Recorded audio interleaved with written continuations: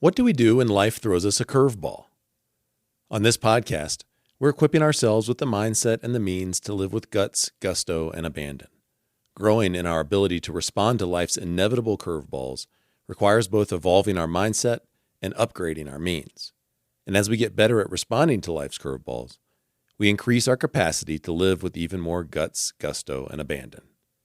In this episode, I'll draw from my own recent experience to share with you what I'm learning in real time about what to do when life throws us a curveball.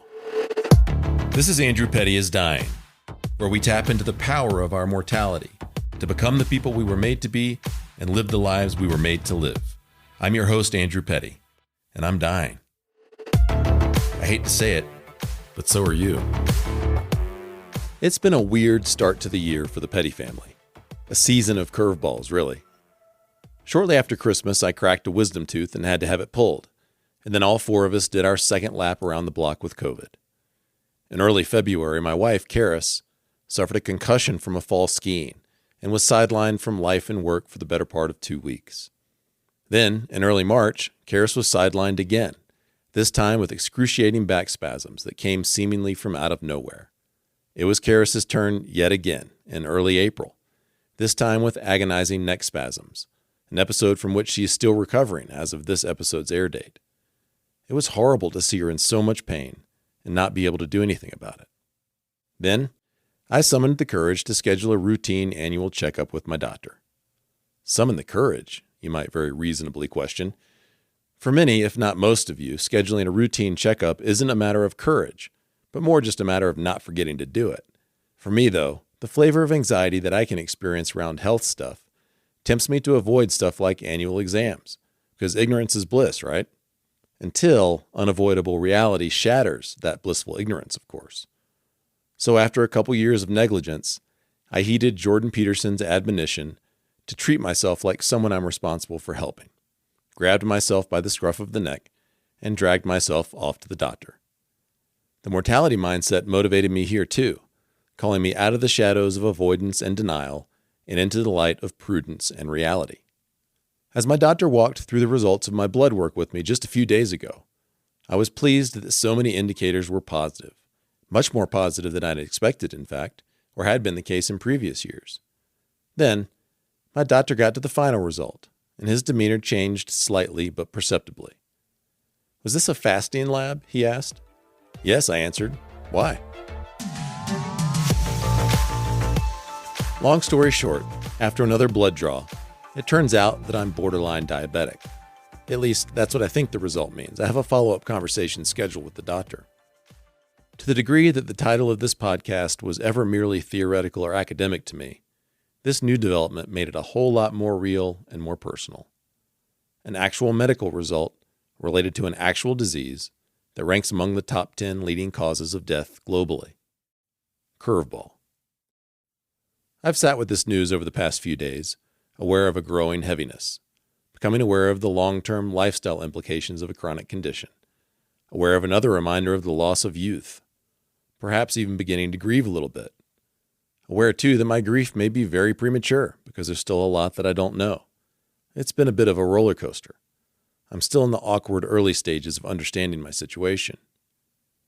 Whatever my situation truly is, though, it is at least the latest in a series of curveballs. Which brings us to the question that's at the heart of what we're exploring today. What do we do when life throws us a curveball? I'm not going to subject you to what would undoubtedly be a painful attempt to expand the curveball metaphor beyond its useful limits. But I do want to share with you what I'm learning about what to do when life throws us a curveball and how I'm attempting to respond to our current season of curveballs. There's a lot that could be said about this, maybe even much more that should be said. But I've tried to narrow it down to the essentials to keep it as simple and actionable as possible. Think of what I'm about to share as points on a compass specially designed to help us navigate our way through life's many challenges even more effectively, so we can live with even more guts, gusto, and abandon. Before I add or mix any more metaphors, we'd better go ahead and jump right in.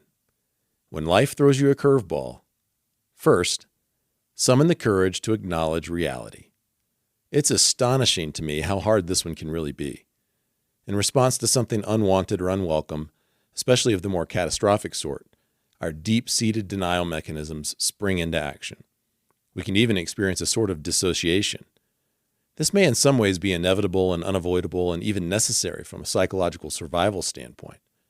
But we do ourselves and others a favor the quicker we are able to acknowledge the new reality to ourselves and, I suggest, to a few trusted others.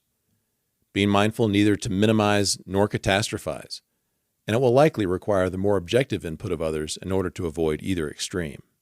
Acknowledging reality also means allowing yourself to experience the emotions that accompany it, whatever they may be. Attempting to manhandle your emotions into some sort of artificial or premature compliance only drags things out and compounds the impact of the curveball.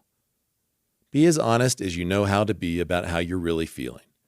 This establishes an emotional starting point from which you can chart a course forward.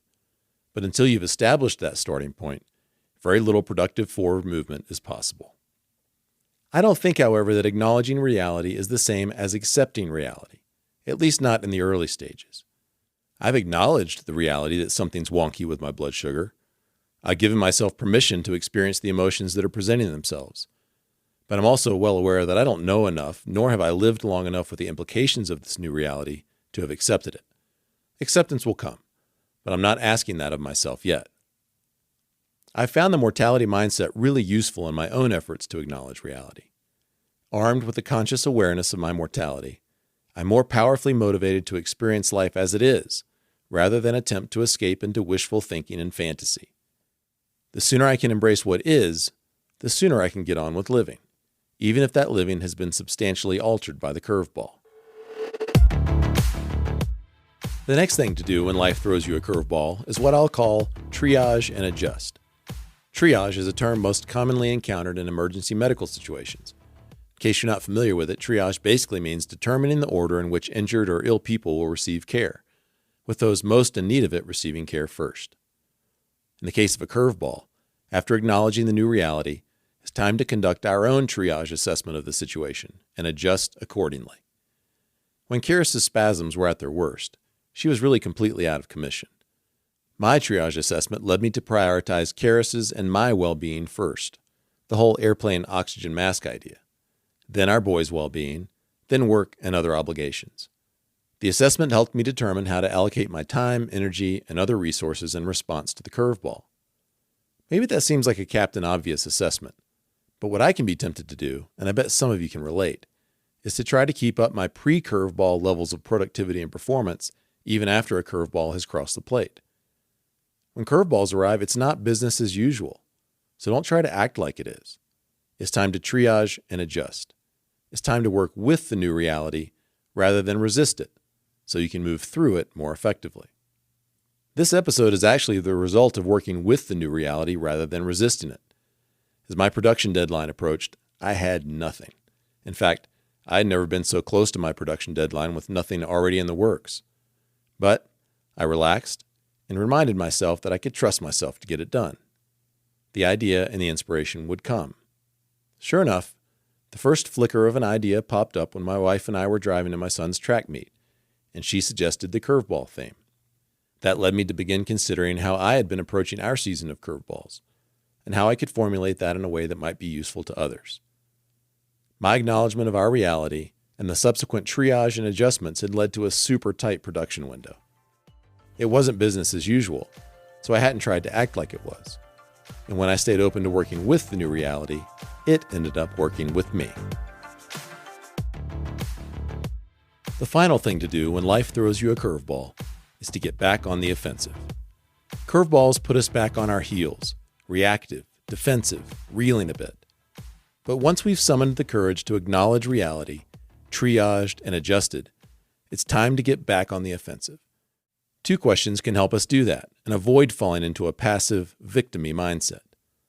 First, what am I able to influence or control in this situation that could improve the situation? Whatever your answer is, do that thing. Maybe you can enlist the help of a medical professional or call upon a friend to watch your kids for a bit.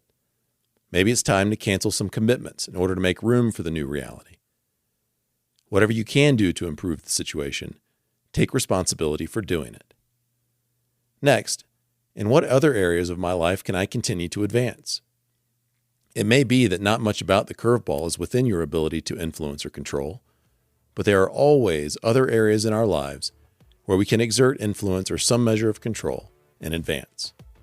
Finding those areas and determining to take action in them is a powerful way to stay on the offensive in life, even if a curveball has changed life as you know it.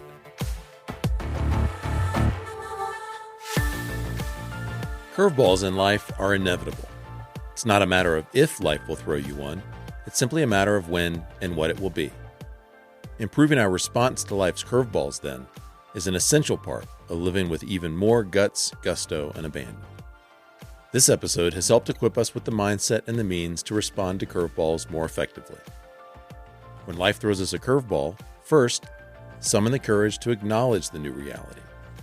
Next, triage and adjust. And finally, get back on the offensive. And through it all, as you try with all your might to respond even more effectively to life's curveballs, shower heaping portions of grace and patience on yourself.